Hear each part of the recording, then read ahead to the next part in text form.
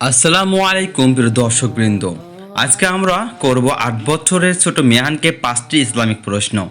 দেখি সে কয়টা পারে। চলুন শুরু করি।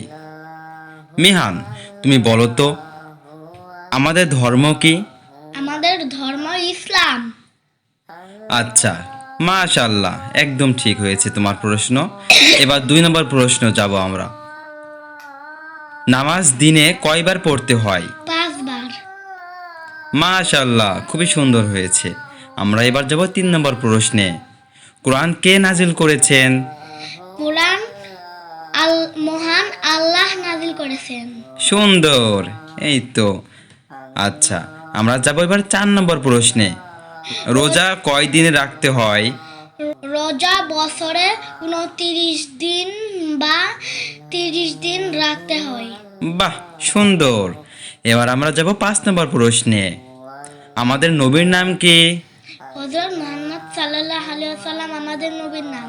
বাহ, মেহান তো খুবই সুন্দর, চমৎকার। সবগুলো প্রশ্নই ঠিক। আপনার শিশুকে এইভাবেই ইসলামিক শিক্ষা দিন, যেন সে আল্লাহর প্রিয় বান্দা হয়ে ওঠে। ভিডিওটি ভালো লাগলে একটা লাভ অথবা লাইক দিন এবং আপনার বাচ্চাকে জিজ্ঞাসা করুন সে কয়টা প্রশ্নের উত্তর দিতে পারে। ভালো লাগলে একটা শেয়ার দিন।